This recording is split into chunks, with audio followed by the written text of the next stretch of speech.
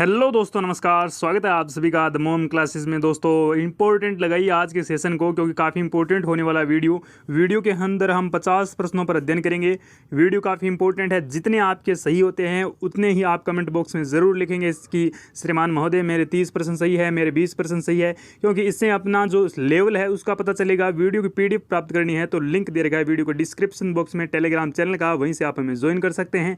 शुरुआत करते हैं आज के सेशन की। वीडियो मोस्ट ऑफ इंपॉर्टेंट होने वाला है दोस्तों। इसी के साथ पहले प्रश्न पर बात करेंगे। सबसे पहला क्वेश्चन दोस्तों, झाड़साई सिक्के किस राज्य से संबंधित है? ये श्रृंखला निरंतर चलेगी। लगभग हम 10 जो ओल्ड पेपर हैं उन पर अध्ययन करेंगे, लगभग 10 पर, और मैक्सिमम हम 15 पर जो पेपर हैं उन पर अध्ययन करने का प्रयास करेंगे। 1997 से लेकर अब तक के जितने पेपर हैं उनको कवर करेंगे। आज का जो वीडियो है ये 2005 का जो कांस्टेबल का एग्जाम हुआ था उसका है दोस्तों। सबसे पहला क्वेश्चन कि झाड़साई सिक्के किस राज्य से संबंधित है? कौन से सिक्के दोस्तों? झाड़साई जो सिक्के हैं ये पूछा गया है। यहाँ पर पहला ऑप्शन दे रखा है मारवाड़, उसके बाद है जयपुर, मेवाड़ या फिर कोटा। आपको 3 सेकंड का समय है, आप अच्छे से सोच लीजिए झाड़साई सिक्के कहाँ किस राज्य के प्रसिद्ध है। तो यहाँ पर थोड़ा सा ध्यान में दे दोस्तों, ये जो पहला ऑप्शन है मारवाड़ क्षेत्र हो गया, ये मेवाड़ क्षेत्र हो गया, और ये कोटा का जो एक तरह से क्षेत्र ही हो गया। लेकिन झाड़साई के बारे में अध्ययन करें तो ये जयपुर के प्रसिद्ध है। ऑप्शन नंबर सेकंड करेक्ट रहेगा। अगला क्वेश्चन ये तो आप सब कर लोगे, मुझे भी पता है कि मयूर ध्वजगढ़ किसे कहा जाता है? मयूर ध्वजगढ़ के नाम से किस गढ़ को जाना जाता है? तो ये है पहला ऑप्शन मेहरानगढ़, सोनारगढ़, रणथंभौर दुर्ग, गागरोन दुर्ग। तो राइट आंसर की बात करें दोस्तों यहाँ पर रहेगा मयूर ध्वजगढ़ के नाम से जिस किले को जाना जाता है, जिस दुर्ग को जाना जाता है, उसका नाम रहेगा यहाँ पर मेहरानगढ़, यानी ऑप्शन नंबर फर्स्ट करेक्ट रहेगा। इसी के साथ नेक्स्ट क्वेश्चन पर बात करें दोस्तों, कौन सी पुस्तक कालिदास ने नहीं लिखी है? अब ये क्वेश्चन तो अब भी पूछा जा सकता है, इसमें रिपीट होने की पूरी संभावना है। किस प्रकार से?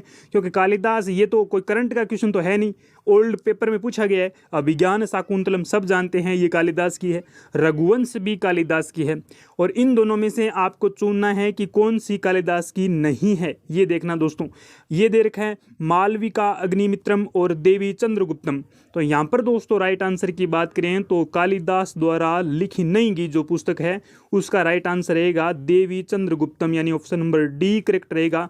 ये क्वेश्चन भी आप आसानी से कर सकते हो अगर आप प्रिपरेशन कर रहे हो भली प्रकार से। बम नृत्य किस राज्य का प्रसिद्ध है? तो बम नृत्य के बारे में अध्ययन करें। पहला भरतपुर, जैसलमेर, जोधपुर या फिर अलवर। राइट आंसर की बात करें दोस्तों, बम जो नृत्य है ये भरतपुर का प्रसिद्ध है, ऑप्शन नंबर ए करेक्ट रहेगा।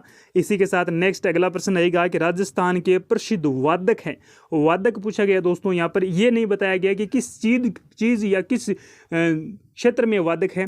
पहला ऑप्शन है पंडित राम नारायण, उस्ताद सैयद अली खान, उस्ताद हिदायत खां और पंडित पुरुषोत्तम दास जोशी। इसी के साथ यहाँ पर बात करें तो इस क्वेश्चन का राइट आंसर रहेगा ऑप्शन नंबर बी, पंडित पुरुषोत्तम दास जो है ये प्रसिद्ध वादक है। अब ये बताना आप कमेंट बॉक्स में कि पंडित पुरुषोत्तम दास जो है ये किस वाद्य यंत्र के वादक है। वो जो वाद्य यंत्र है वो लिखना आपको कमेंट बॉक्स में। अगले क्वेश्चन पर बात करें, अगला क्वेश्चन काफ़ी इंपॉर्टेंट दोस्तों, ये भी पूछा जा सकता है। जिस प्रकार जियोग्राफी की बात है, भारत का जियोग्राफी तो पूछा जाएगा तो इस क्वेश्चन का राइट आंसर आपको लिखना है। देखिए, जल मार्ग से भारत की खोज करने वाला साहसी नाविक था। जल मार्ग से खोज करने वाला, ध्यान से पढ़ना क्वेश्चन को। Columbus, Vasco D gamma, Magellan, उपरोक्त में से कोई नहीं। तो यहाँ पर जल मार्ग से भारत की खोज करने वाला 1498 में एक व्यक्ति आया था नाव के माध्यम से, वो था Vasco D gamma. Vasco D gamma के द्वारा भारत की खोज की गई, यह एक पुर्तगाली था। अब सीधा सा ये भी क्वेश्चन पूछा जा सकता है, जल मार्ग से खोज करने वाला वह पुर्तगाली कौन था? तो ये आया था 1498 में। और यहाँ पर बात करें तो कोलंबस के द्वारा अमेरिका की खोज की गई।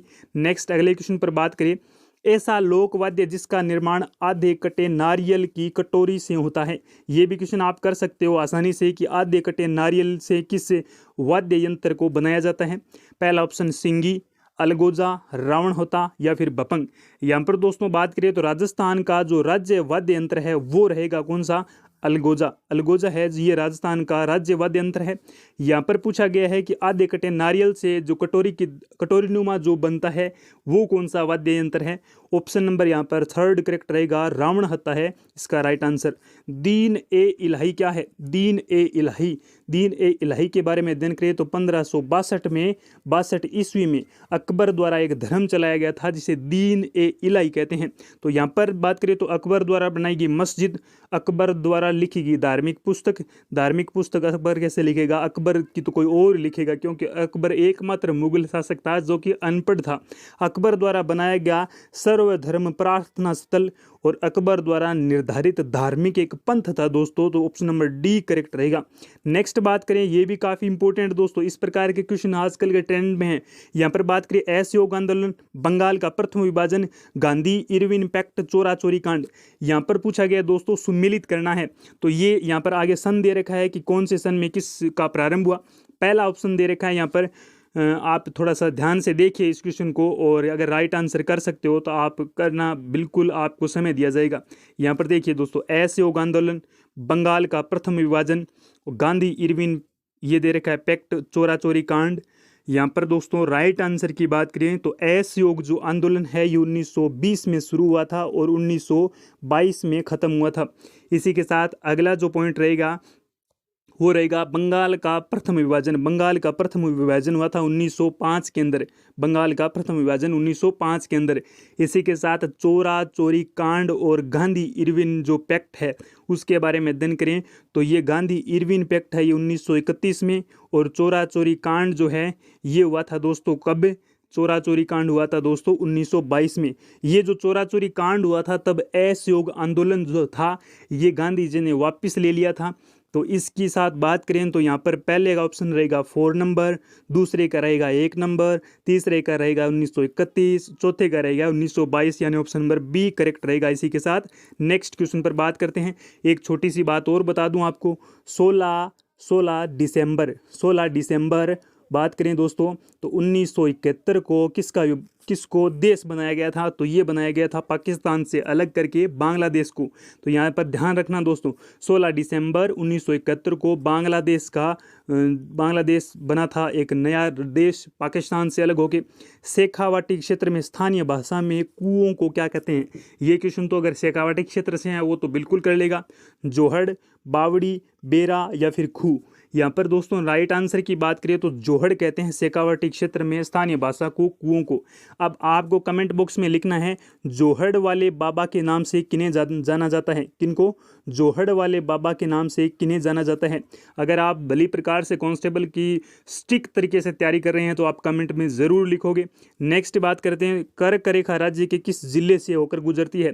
कर्क रेखा के संदर्भ में बात करूं दोस्तों तो ये जो हमारा भारत है, ये जो भारत का जो हमारा क्षेत्रफल है, कर्क रेखा के बारे में अध्ययन करें दोस्तों, काफ़ी इंपॉर्टेंट होगा, वीडियो देखना। यहाँ पर बात करें कर्क रेखा गुजरती है 23.5 डिग्री उत्तरी अक्षांश। यहाँ पर जो ये कर्क रेखा गुजरती है दोस्तों भारत से पूछा जाए तो कितने राज्यों से? 8 राज्यों से गुजरती है।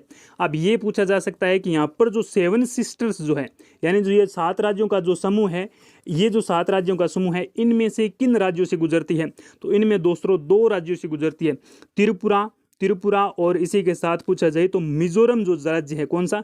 त्रिपुरा और मिजोरम से गुजरती है। 7 सिस्टर में से कुल 8 राज्यों से गुजरती है। राजस्थान में पूछी जाए तो 2 जिलों से गुजरती है, और राजस्थान में इसकी लंबाई पूछी जाए दोस्तों तो वो 85 किलोमीटर होगा। ध्यान रखना, ये 26-25 वाला लफड़ा है ना, ये छोड़ दो आप, 85 किलोमीटर है। सबसे नज़दीक मुख्यालय पूछा जाए तो वो बांसवाड़ा जिला मुख्यालय है। यहाँ पर ऑप्शन नंबर सी करेक्ट रहेगा। डूंगरपुर और बांसवाड़ा से गुजरती है, 85 किलोमीटर गुजरती है। भारत में 8 राज्यों से गुजरती है, त्रिपुरा और मिजोरम से गुजरती है। क्षेत्र की बात करें तो ये जो संदर्भ की बात करें तो सबसे पहले गुजरात, राजस्थान, उसके बाद एमपी, छत्तीसगढ़, झारखंड, और उसके बाद पश्चिम बंगाल और त्रिपुरा, उसके बाद अंतिम जो राज्य होगा वो मिजोरम होगा। 8 राज्यों से। इसी के साथ नेक्स्ट क्वेश्चन पर बात करते हैं, चंपारण की संधि किन के मध्य हुई?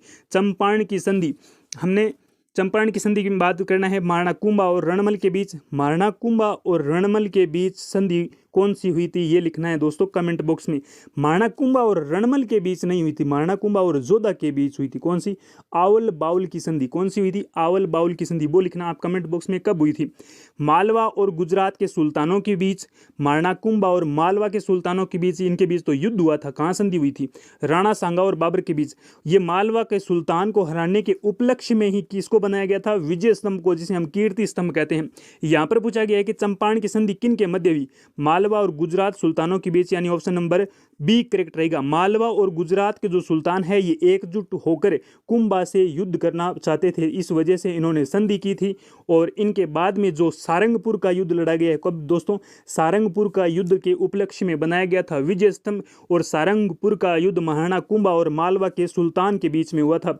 नेक्स्ट बात करते हैं, सिंधु घाटी सभ्यता के लोग किस पशु से परिचित नहीं थे? ध्यान में रखना, ये जो क्वेश्चन का पैटर्न होता है ध्यान से पढ़ना चाहिए हमें, क्योंकि हम गलती कर देते हैं क्वेश्चन को पढ़ने में। तो यहाँ पर पूछा गया है परिचित नहीं थे, तो यहाँ पर पूछा गया है पहला गाय, बैल, हाथी और घोड़ा। यहाँ पर दोस्तों जो राइट आंसर होगा कि परिचित नहीं थे, तो वो गाय से परिचित नहीं थे। पशुपालन करते थे परंतु गाय से परिचित नहीं थे। राजस्थान के किस लोक देवता को महमूद गजनवी के साथ युद्ध किया था? महमूद गजनवी के साथ, तो यहाँ पर गोगा जी, पाबू जी, संत पीपाजी, जसनाथ जी। पाबू जी, गोगा जी, संत पीपाजी और जसनाथ जी। पंच पीरों की बात करें तो उनमें पाबू जी शामिल है, गोगा जी शामिल है। तो यहाँ पर पूछा गया है कि मोहम्मद गजनवी के साथ 1001 ईस्वी में जो युद्ध होता है दोस्तों, तो वो होता है कौन सा? गजनवी के साथ, मोहम्मद गजनवी के साथ। और गजनवी ने किसे कहा था? जिंदा पीर, जाहिर पीर, तो वो गोगो जी को कहा था। पूछा भी जा सकता है। प्रसिद्ध गीत गोविंद चित्र शैली का, प्रसिद्ध गीत गोविंद चित्र की जो शैली है वो पूछी गई है। गीत गोविंद की चित्र शैली पूछी गई है। मेवाड़ शैली, किशनगढ़ शैली, शेखावाटी शैली, मारवाड़ शैली। यहाँ पर दोस्तों राइट आंसर की बात करें तो ये जो शैली रहेगी गीत गोविंद की जो शैली है, ऑप्शन नंबर ए करेक्ट रहेगा, मेवाड़ शैली। ईश्वर चंद्र विद्यासागर किस सामाजिक आंदोलन के प्रणेता थे? ईश्वर चंद्र विद्यासागर इंपॉर्टेंट है दोस्तों, पूछा भी जा सकता है नेक्स्ट एग्जाम में। स्त्री शिक्षा आंदोलन, बाल विवाह उन्मूलन, स्त्री प्रथा उन्मूलन और विधवा पुनर्विवाह आंदोलन। यहाँ पर दोस्तों बात करें तो ये जो चाहते थे ईश्वर चंद्र विद्या जो सागर है, ये सती प्रथा है उन्मूलन चाहते थे। इसी के साथ नेक्स्ट क्वेश्चन पर बात करते हैं। अगला क्वेश्चन ये इंपॉर्टेंट रहेगा, इस प्रकार के क्वेश्चन आजकल के ट्रेंड में है।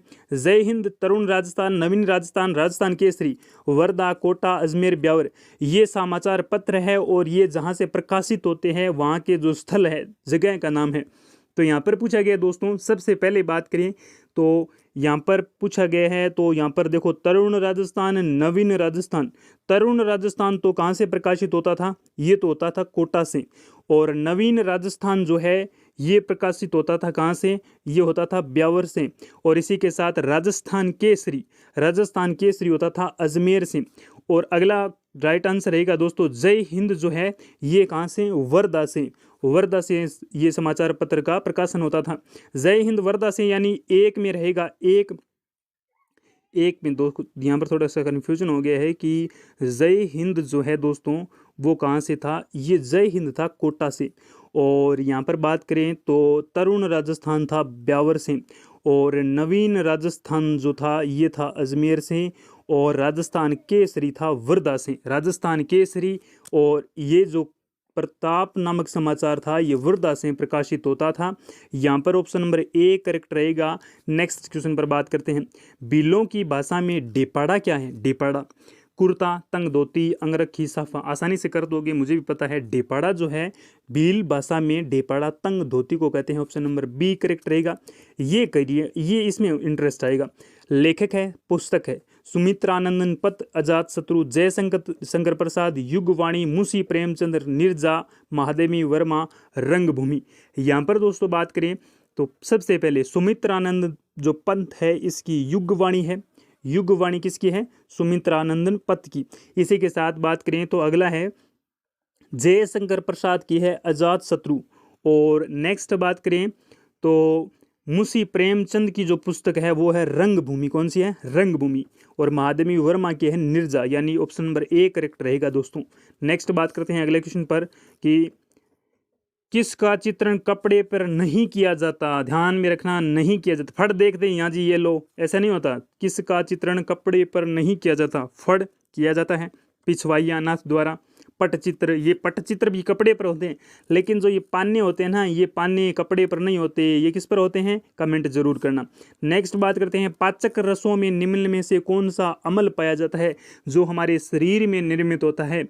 कहाँ पाया जाता है, ये अमाशय में। टेनिक अम्ल, एमिनो अम्ल, लैक्टिक अम्ल, हाइड्रोक्लोरिक अम्ल, जिसे हम HCl कहते हैं, ये पाचक रसों में सम्मिलित एक अम्ल है और ये हमारे शरीर में पाया जाता है, तो इसे कहते हैं HCl। इंपॉर्टेंट है दोस्तों। निम्न में से कौन सा भौतिक परिवर्तन है, रसोई गैस का जलना। अब गैस का जलना, गैस जलेगी तो उसे ऑक्सीजन चाहिएगी, ये एक रासायनिक है अभिक्रिया। दूध का फट जाना, ये भी रासायनिक है। जल में चिल्ली का घुलना और भोजन का पचना। अब पचता है तो हम जानते हैं एक रसायनों के द्वारा पचता है, तो ये रसायन हो गए ना। लेकिन चीनी जो है ये पानी में जब घुलती है तो ये भौतिक परिवर्तन होता है। पानी को फिर से उबालो, चीनी प्राप्त हो जाएगी, तो ये राइट आंसर रहेगा option number C correct. BCG का टीका निम्न में से किसके विरुद्ध प्रतिरक्षा उत्पन्न करने के लिए दिया जाता है। BCG का टीका, यहाँ पर कुकर खांसी, वायरल बुखार, छोटी चेचक, तपेदिक। BCG का टीका किन के द्वारा विकसित किया गया, कमेंट बॉक्स में जरूर लिखना। और यहाँ पर राइट आंसर की बात करें तो ये तपेदिक के लिए प्रयोग किया जाता है। मानव शरीर की सबसे छोटी हड्डी, नाखून, जबड़े की हड्डी, नाक की हड्डी, तो ये होती है स्टेपिस, कान की हड्डी होती है दोस्तों, कान की हड्डी। और सबसे बड़ी हड्डी फीमर होती है, फीमर जांग की हड्डी।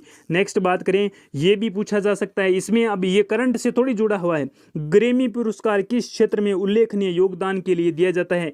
जिस प्रकार हम विज्ञान के क्षेत्र में देखते हैं कि कौन सा अवार्ड दिया जाता है, तो अभी दिया गया है किनको, 3 व्यक्तियों को दिया गया है। तो हेपेटाइटिस सी के लिए दिया गया है 3 व्यक्तियों को।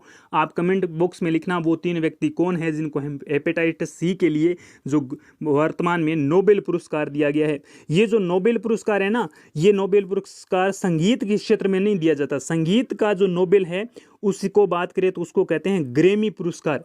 और ग्रेमी पुरस्कार जो है ये संगीत का प्रमुख सबसे बड़ा पुरस्कार है, इसे आप संगीत का नोबेल कह सकते हैं, यानी ऑप्शन नंबर बी करेक्ट होगा। यहाँ पर ये थोड़ा रीजनिंग का एक क्वेश्चन ऐड हो गया गलती से। नीचे दिए गए विकल्पों में कौन सा विकल्प से भिन्न है। 4, 14, 24, 34, 3-4 सेकंड का समय है आपके पास, आसानी से क्वेश्चन का आंसर दें। विकल्प में से कौन सा भिन्न है, भिन्न बताना है। तो यहाँ पर दोस्तों राइट आंसर जो रहेगा वो रहेगा कि यहाँ पर जो भिन्न है वो है ए नंबर। 4 है ना, 4 में 1 अंक है, बाकी अन्य में देखो 2-2 अंक है। तो यहाँ पर आप लॉजिक मत लगा लेना कि 4 में 10 जोड़ा 14, 14 में 10 जोड़ा 24, ये नहीं लॉजिक लगेगा। अंकों की संख्या देखो 2-2 है, लेकिन यहाँ पर संख्या 1 है, तो ऑप्शन नंबर ए करेक्ट होगा। निम्नलिखित में से, अब देखिए ध्यान से इसको क्वेश्चन को पढ़िए, किस राज्य की सीमा बांग्लादेश से नहीं लगती है। क्या पूछा गया है, नहीं लगती है। आप पूछा जाए दोस्तों कि सर्वाधिक किस देश की सीमा लगती है भारत के साथ, तो वो लगती है बांग्लादेश की। कितनी दोस्तों, 4096.7 किलोमीटर। सीधा आपको 4096 भी मिल सकता है। सर्वाधिक सीमा बांग्लादेश के साथ लगती है। बांग्लादेश से घिरा हुआ भारत का एकमात्र 3 तरफ से घिरा हुआ राज्य पूछा जाए, 3 त्रिपुरा। तो यहाँ पर त्रिपुरा होगा बांग्लादेश से घिरा हुआ 3 तरफ से। यहाँ पर पूछा गया है कि बांग्लादेश से सीमा नहीं लगती है मेघालय, मिजोरम, त्रिपुरा, मणिपुर, तो राइट आंसर होगा मणिपुर। राजस्थान में जीवन धारा योजना का संबंध किससे है। गरीबों के लिए बीमा योजना, सिंचाई कुओं का निर्माण, ग्रामीण गरीबों को बिजली उपलब्ध करवाना, चिकित्सा सहायता उपलब्ध करवाना। ये क्वेश्चन बहुत बार एग्जाम में पूछा गया है। राजस्थान में जीवन धारा जो योजना है ये सिंचाई कुओं का निर्माण करना है दोस्तों, ऑप्शन नंबर बी करेक्ट रहेगा। काराकोरम राजमार्ग निम्न में से किन 2 देशों को जोड़ता है। अब इस प्रकार के भूगोल के क्वेश्चन अंतर्राष्ट्रीय लेवल पर 1-2 क्वेश्चन देखने को मिलते हैं हर बार। यहाँ पर पूछा गया है कि काराकोरम जो है ये राजमार्ग किसको जोड़ता है। तो काराकोरम की बात करें तो पहला भारत नेपाल, चीन नेपाल, पाकिस्तान अफगानिस्तान, भारत चीन। तो यहाँ पर दोस्तों ध्यान रखें काराकोरम पाकिस्तान और चीन को जोड़ता है। नेक्स्ट बात करें, अगला है कि निम्न में से किस नदी को सांगपो नदी के नाम से जाना जाता है। सांगपो जो नदी है इसे कहा जाता है किसमें, चीन में कहा जाता है सांगपो। तो यहाँ पर जो राइट आंसर रहेगा दोस्तों वो रहेगा ब्रह्मपुत्र, यानी बी नंबर ऑप्शन करेक्ट रहेगा। ये 2011 की एक की रिपोर्ट है क्योंकि 2005 का एग्जाम है। तो यहाँ पर पूछा गया है कि सर्वाधिक वन वर्तमान में है, वही सर्वाधिक वन है, तो उदयपुर इसका राइट आंसर रहेगा। सर्वाधिक वर्तमान में उदयपुर में है। पृथ्वी के सूर्य का चक्कर लगाने वाली निम्न में से कौन सी क्रिया नहीं होती। अब यहाँ पर देखो, सूर्य जब पृथ्वी के सूर्य जब चक्कर लगाता है तो निम्न में से कौन सी क्रिया नहीं होती है। दिन रात का बनना, दिन रात का छोटा बड़ा होना, सूर्य की किरणों का सीधा और तिरछा होना, ऋतु निर्माण और ऋतु का परिवर्तन होना। यहाँ पर दोस्तों इस क्वेश्चन का जो राइट आंसर होगा दिन रात का बनना, ये इस क्वेश्चन का राइट आंसर है। दिन रात का छोटा बड़ा होना बिल्कुल होता है, सूर्य की किरणों का सीधा और तिरछापन बिल्कुल होता है, ऋतु का निर्माण और ऋतु परिवर्तन ये भी होता है। अगला क्वेश्चन ये भी काफ़ी इंपॉर्टेंट है, ये देखिए, एक दो क्वेश्चन पूछे गए थे वर्ल्ड जियोग्राफी से। एक तो ये देखा हमने काराकोरम जो कि पाकिस्तान और चीन को जोड़ता है, ये क्वेश्चन है दोस्तों काफ़ी इंपॉर्टेंट। यहाँ पर बात करें तो पहला ऑप्शन देखो, यहाँ पर पिग्गी, बुशमैन, जुल्लू और माया ये जनजाति है और ये निवास स्थान है। तो हम सब जानते हैं बुशमैन कहाँ पर रहते हैं दोस्तों, बुशमैन जो रहते हैं ये कहाँ पर रहते हैं, यहाँ लगाइए ऑप्शन बुशमैन यानी यहाँ पर दोस्तों बुशमैन रहेगा, ये रहते हैं दोस्तों कहाँ पर, कालाहारी जंगलों में रहते हैं। फिर बात करें दोस्तों बुशमैन के बारे में, दिन क्या, बुशमैन ये रहते हैं कालाहारी जंगलों में। पिग्गी जो है दोस्तों, पिग्गी कहाँ पर रहते हैं, पिग्गी रहते हैं कांगो बेसिन पर, यानी ये 3 नंबर होगा। और जुल्लू जो है, जुल्लू कहाँ पर रहते हैं, जुल्लू रहेंगे दक्षिण अफ्रीका में, यानी ये रहेगा इस तरफ। और माया जो है ये रहेगी अमेरिका के अंदर, मध्य अमेरिका। तो यहाँ पर ऑप्शन नंबर ए करेक्ट होगा। और ये जो 2005 का एग्जाम हुआ था ना, इसमें इस प्रकार के जो भी क्वेश्चन पूछे गए उनमें से ए नंबर जो ऑप्शन था लगभग में ए सही था। नेक्स्ट बात करते हैं। अब इस पे ये जरूर नहीं है कि इस बार जो एग्जाम होगा उसमें मिले। 2001 की जनगणना के अनुसार राज्य का प्रति वर्ग किलोमीटर जनसंख्या घनत्व कितना था।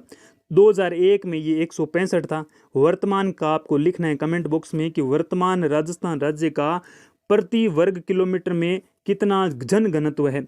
भारत का राष्ट्रपति अपना त्याग पत्र किसको प्रेषित करता है, यानी देता है, सर्वोच्च न्यायालय के मुख्य न्यायाधीश को, इसके सामने तो शपथ लेता है।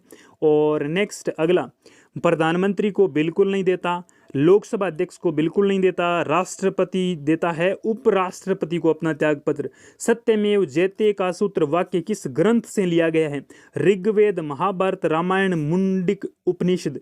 तो यहाँ पर सत्यमेव जयते हैं वो मुंडक उपनिषद से लिया गया है और ये ऑप्शन नंबर 4 करेक्ट रहेगा। निम्न में से किस लोकसभा की कार्यवाही में भाग लेने का अधिकार है, कि लोकसभा की कार्यवाही में भाग कौन ले सकता है। महालेखा परीक्षक, महान्यायवादी जिसे हम अटॉर्नी जनरल कहते हैं, ये केग का अध्यक्ष होता है, और सॉलिसिटर जनरल और लोकसभा का सचिव। इस क्वेश्चन का राइट आंसर होगा कि लोकसभा में कार्यवाही में भाग लेने वाला जो अधिकारी होता है वो केग का अध्यक्ष होता है, परीक्षक, महालेखा परीक्षक होता है दोस्तों। नेक्स्ट बात करते हैं अगले क्वेश्चन पर।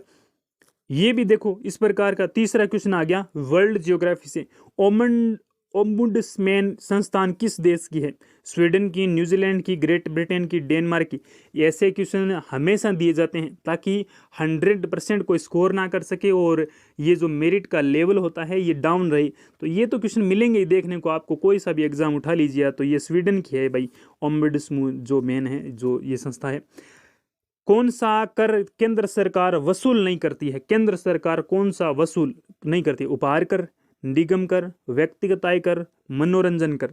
यहाँ पर राइट आंसर होगा ये जो मनोरंजन कर है ये केंद्र सरकार वसूल नहीं करती है। भारत की भाषाओं का उल्लेख संविधान की किस अनुसूची में है। जब संविधान निर्माण हुआ 8 अनुसूचियाँ थी, वर्तमान में 12 अनुसूचियाँ हैं। और संविधान में कितनी भाषाओं को संवैधानिक दर्जा है, 22 भाषाओं को।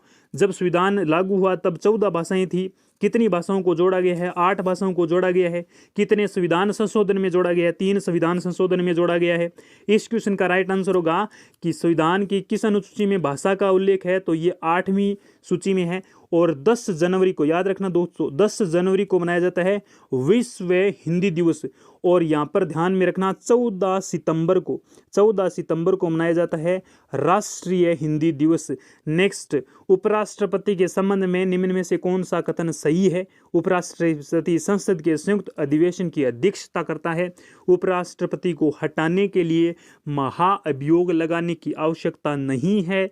उपराष्ट्रपति राज्यसभा का सदस्य होता है? बिल्कुल नहीं होता। और संयुक्त अधिवेशन भी नहीं करता।